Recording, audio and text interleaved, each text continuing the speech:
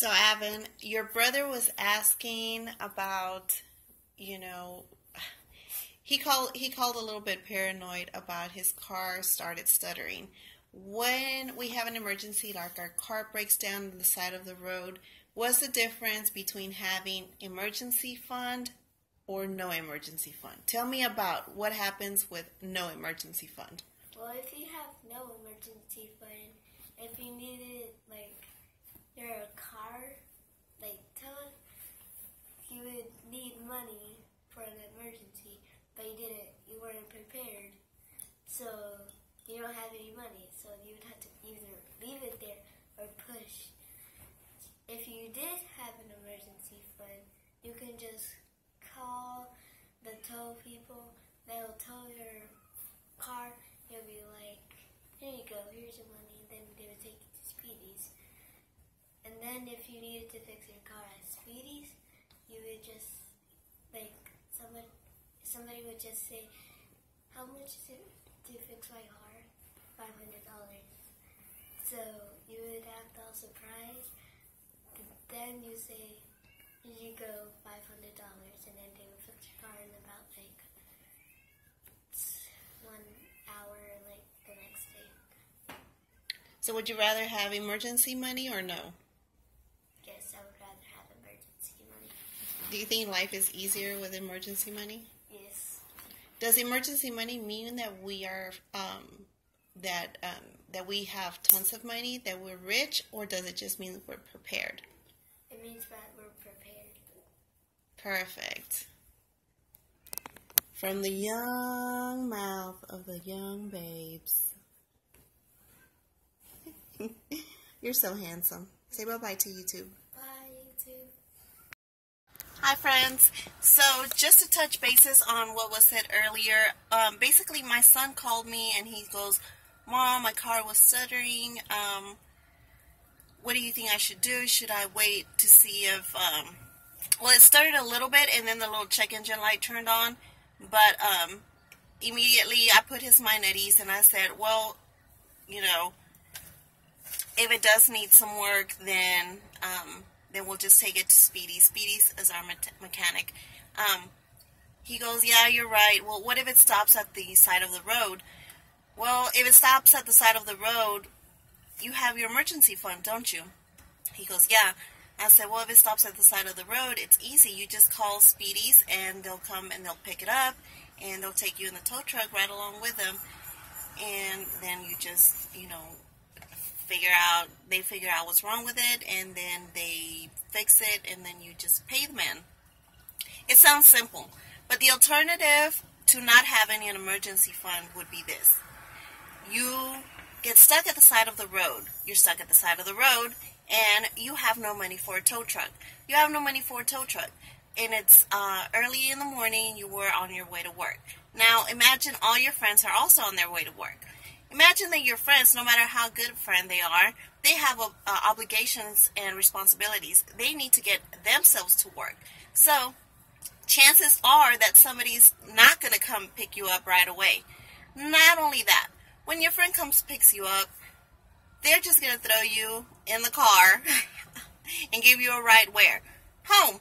And then you're sitting at home still having to figure out how to pay for a tow truck to go pick up your car, which remember, it's on the side of the road. Your car's on the side of the road. What ends up happening is that, I don't know who it is, but somebody usually puts a big old orange sticker on your car that says, hey, you can't leave your car on the side of the road. So now you have that issue. And the longer you wait, of course, now you have a ticket. You have a ticket, your car gets towed, but not where you wanted it to get towed. It gets towed to the pound. So now you have that issue. And you have to figure out the money to get the car out of the pound.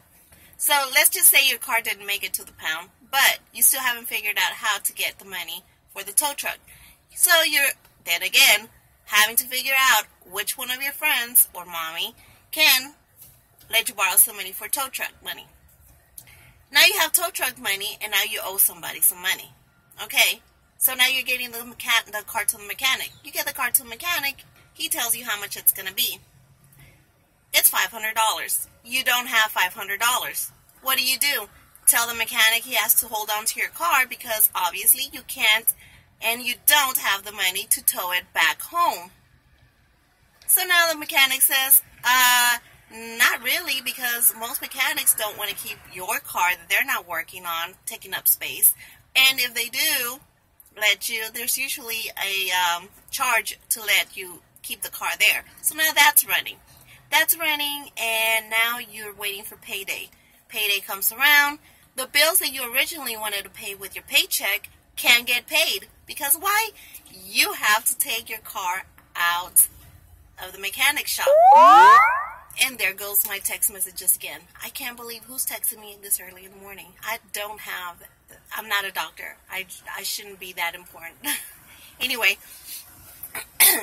going back to, now you're owing somebody for money for towing. You're owing the mechanic money because of rental or, leaving your car there. Number 3, you're having to use your paycheck to get your car fixed. Oh yeah, meanwhile, you're going to have to either pay for Uber or get a ride from a friend. And I don't know about your friends, but most of my friends would charge me gas money. Not only that, but chances are they don't want to interrupt their morning commute just to take you to work for about a week or 2. Okay? Get your life together. Have an emergency fund. Look, having an emergency fund is not for people who have extra money. It's for people who are prepared for that situation that's inevitable. It's going to happen. So, how do you get an emergency fund set up? Think about $1,000. That's a nice little emergency fund. Well, Arlie, I don't have money to set aside $1,000. Yeah, you can, and yeah, you do. So, one thing you can do is start having a garage sale so you can put $1,000 together.